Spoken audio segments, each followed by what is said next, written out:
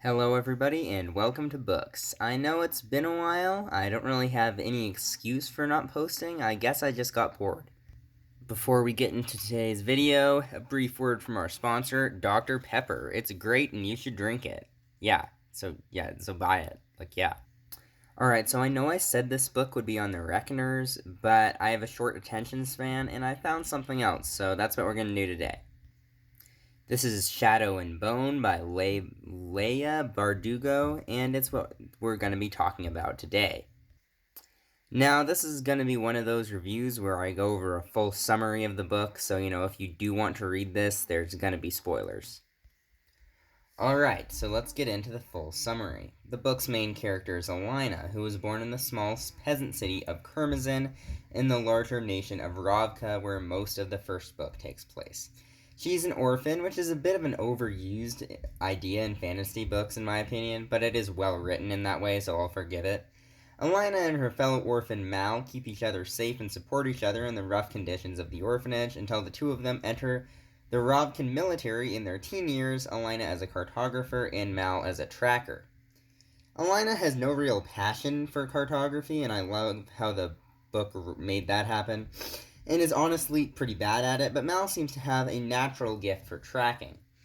So much of a gift that it seems that it might even be supernatural. At this point in the book, Alina and Mal's regiment cross the Fat Shadow Fold, a gigantic withered strip of land filled with abominations, which lies right in the middle of Ravka, and is obviously a big problem for trade and travel and stuff. Anyways, the regiment, while passing through the Shadowfold, is attacked by Shadowfold monsters partway through the journey. Alina falls unconscious, and immediately after that, beams of light drive away the monsters. Presumably, Alina was the one who summoned the light. This is a good scene because it gives the reader and the other characters insight on Alina's power, which she does indeed have, but allows Alina herself reasonable doubt as to whether or not she does have power, which is good because a big part of the plot is her doubting herself and overcoming that. Whatever, you get the point. Anyways, an important guy called the Darkling comes to pick up Alina because of the whole summoning beams of light thing. The Darkling commands the Grisha, or magic users, of Ravka, but is still subservient to the king, and the king is kind of a moron. The initial impression of the Darkling is this evil, intimidating guy, but as he takes her to the capital city where she is to be trained, there's a bit of a twist as he's revealed to be a good person who wants to use Alina's ability to remove the Shadow Fold. Alina arrives at the capital city and is brutally trained by a woman called Baghra. However, Alina has been separated from her good friend Mal for the first time ever, and she misses him too much to focus and falls into a bit of a depression. This is the part of the plot where, she overcomes the flaw of not having any confidence in herself. However, the book has this great scene where Alina realizes she does not need to be dependent on anyone to be successful and gains full control of her power. Seems like a bit of a cheesy idea, but I love the way the scene was written, and it is arguably the best scene in the book. Okay, right after that, the Darkling explains that his trackers discovered this stag with magic antlers, or whatever. With these antlers, Alina will have the power to completely eliminate the Shadow Fold, so seemingly a good thing. However, plot twist time. Right after that, Baghra explains that she is the Darkling's mother, and she knows his true intentions. The Darkling wants to use the antlers to subjugate Alina, which apparently the antlers can do, and her power, and use that power to expand the Shadow Fold into neighboring countries, dominating the world no matter the cost.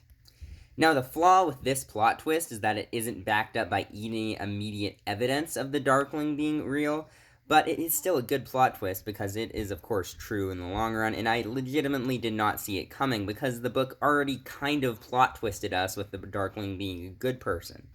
So pulling a 180 on that, once they've already established that, is really a good way to catch your readers off guard.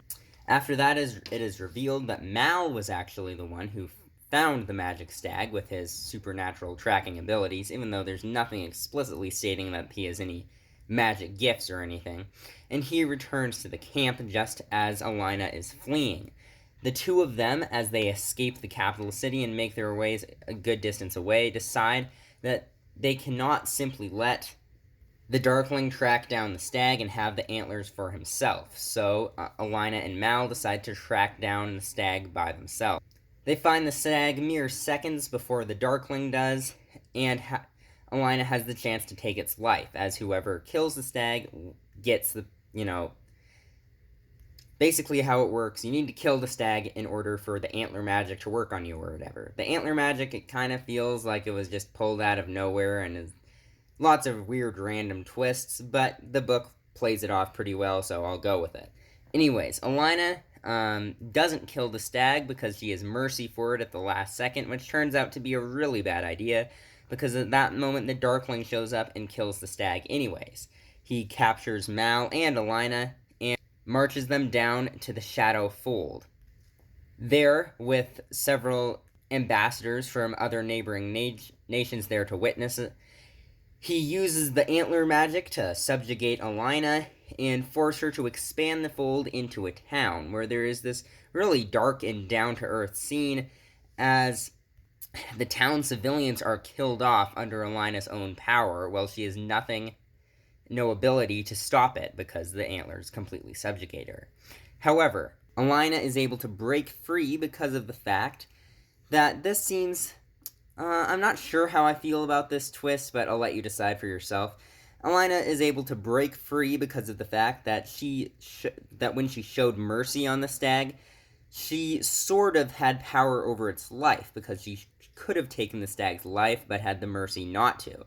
And that gives her the power to escape the imprisonment of the antlers, and her and Mal take off across the ocean. And that is where the first book ends. And yes, there is a sequel, obviously, and hopefully I'll get through that before my short attention span leads me to something else. Alright, overall thoughts on Shadow and Bone. It has a couple elements I don't like how the magic antlers don't really have any established rules, and it kind of feels like they just do what the writer wants them to do, and how Mal and Alina are orphans. That's really, really an overused trait in fantasy books, but like I said, they pulled it off pretty well. But overall, the book is very tightly written. It has a couple great scenes, and I really like the dialogue in the book. Not usually does dialogue jump out to me as being very good, but when characters are trying to convey emotions through dialogue, it really works, and it's very tightly written. So overall, it's not amazing, and there are quite a few series that are better than it, but it's definitely worth checking out. And I hope that the upcoming sequels don't ruin the themes that this book has brought up, as all too many sequels do, but I'll inform you on that when I get through those sequels and review them. Until then, thank you for being here, and make sure to drink some Dr. Pepper.